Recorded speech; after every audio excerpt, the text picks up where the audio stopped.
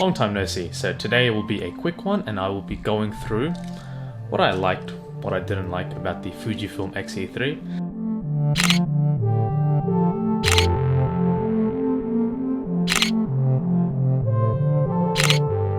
Now, the build quality on this camera is quite good. It isn't great, it's not made out of metal, it's still made out of polycarbonate. I think the bottom plate is made out of metal, but it is quite good, and the rest of the body is made out of rubber. I've had no issues in terms of build quality when it comes to damage and stuff like that. It's all been excellent so far, and I have used this camera quite a lot.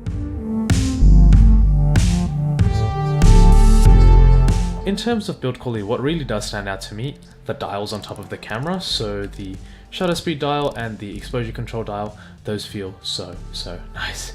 They are probably the best part of using this camera, just the tactility of these dials, and that's why so many people love Fuji cameras, and which is why these are crazy expensive right now. Speaking about the price, I bought mine with the 23 f2 for $750 back at the end of 2021, and now I can't even find these on Facebook Marketplace, and on eBay they're running about $1,400 AUD, which is insane. Is the camera worth the current demanding price of, well, whatever people are asking? I think on eBay they run for around $1,000 for the body, and if you're looking for a really mint silver example, this one is black, they are going, I saw one for 1400 AUD. Honestly, for that price, I would not go for this camera, while the form factor, the Baby X Pro form factor, I don't think it really is, but just the vibe. It is quite nice. It is nice to use. For street photography, it's quite compact. However, it does not however, it doesn't have enough features, or doesn't give you enough to justify that amount of money. And for that amount of cash, I'd probably go for a 6D Mark II, which is full frame. An X-T3. These are the same price as an X-T3, and the X-T3 overall is a much better camera, does much better video, better autofocus, all that stuff. Putting that little rant aside, in terms of build quality, this camera, I'd probably give it a solid 6, 7 out of 10. I wouldn't be confident taking it out anywhere in extreme weather, nowhere near sand, nowhere near any sort of water. Of course, I know it isn't weather sealed.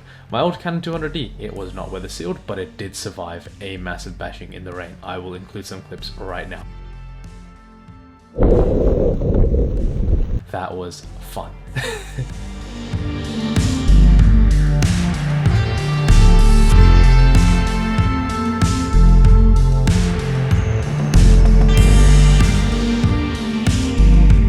In terms of autofocus, it has been quite good with the Fuji 23mm f2. Now, in terms of lenses, this is the only Fuji lens I have for this camera. The other two I have are a 7 Artisans 55mm f1.4, which I dropped, which is why it is dented and doesn't focus properly, and a very old Nikon 135mm f2.5, which is an excellent lens, but it is really hard to get focus on that thing. I don't know how it works. Maybe that is fault of me as a photographer and being poor at handling manual focus, but I have gotten quite nice images with both the manual focusing and the autofocus lenses. For manual focus, the camera does help you out a bit. You can zoom in and it does have peaking, so you know, if you are going down the manual focus route, you will be just fine.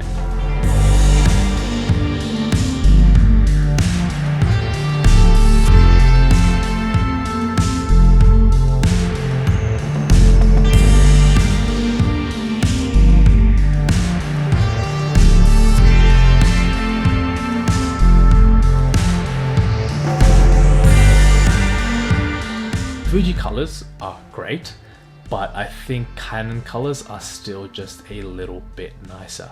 Maybe because after this I'm upgraded to a Fuji X-T4, and so maybe with that the color science has improved, it's going to be a bit better.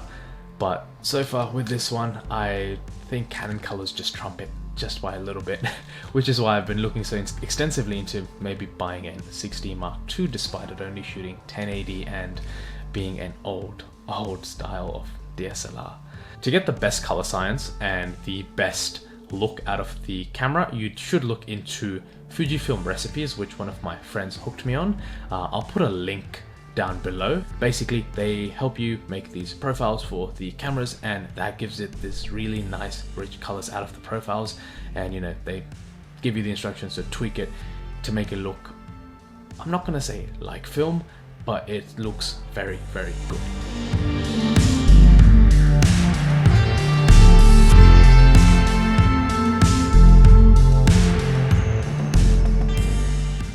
Let's go to usability.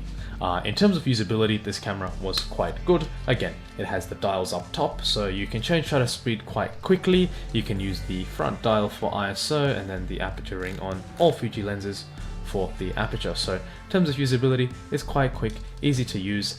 And since this camera does look a little bit old school, when you are out and about taking photos of people, it's not quite as jarring or as intimidating as holding a whole DSLR up in their face. It's small, compact, nice, and it's helpful while taking street photos, keeps the candid nature of them alive. Another thing is these super annoying. I had a leather strap on this most of the time, but now I've been shooting a lot more video recently, which is why I have taken them off. And it has spent 99% of its life in a leather half case, which is extremely comfortable to use. And so yeah, the camera is in pretty much perfect condition because of that. One of my other gripes with this camera is that I have decently sized hands. iPad, 9.7 inch. There we go. Fits right in. Nice and tight. And it can be quite annoying sometimes to hold one-handed, or just feels a little bit uncomfortable, out of place. Shooting with the thumb improves it a little bit, but I really don't like doing that, so keep that in mind if you are looking at this camera right now.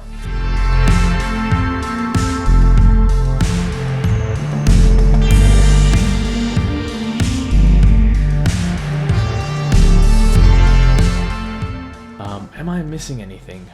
Battery life. Battery life on this is horse. You can get about 400 shots on a single battery, and in terms of video, don't even think about it. You can get, what, 15 minutes of 4K out of it, and after that it's pretty much dead.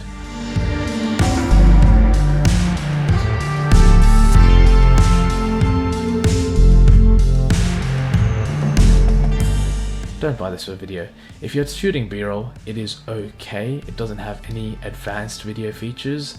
Or if you're just, you know, a dad who has a photo camera for going out and about and just want to take some cute vids of your kids, that will be just fine. Be mindful that the autofocus isn't the fastest thing in the world. It's just very unintuitive to use. You can only shoot 10 minutes of 4K at one time. You can only record while in drive mode.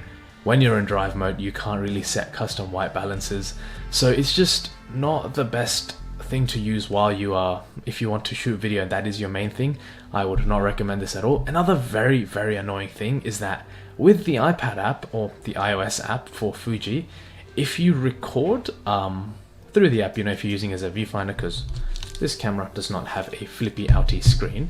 If you're using that as a viewfinder and press record, it only records in 720p, 30 FPS. It negates all the previous settings that you've put in, and it's just going to put its own spin on it. And I was really annoyed because I spent 15 takes and like 20-ish minutes recording that video, bring it into Premiere, and it is 720p, 30 FPS, and it just doesn't look quite right or match with the other videos that I shot that day. So that was super annoying. But again, if your thing isn't recording yourself on camera, then I think you'll be just fine with the amount of video that you can shoot.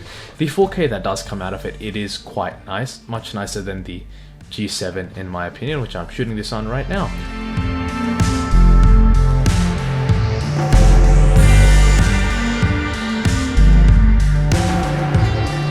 Other than that, would you guys like to see a video on the iPhone 13 mini? I've been using it for about a year now, so it would be nice to make an update on this thing, and iPhone videos do seem to do quite well. Other than that, hopefully there's less time between a bunch of this, where you guys, me and my loyal 176 subscribers, see me talk to the camera once every 2 years. Hopefully it happens a little bit more often, because I do enjoy doing this. Other than that, hope you guys have a nice night or day, wherever you are. And yeah, I'll see you around.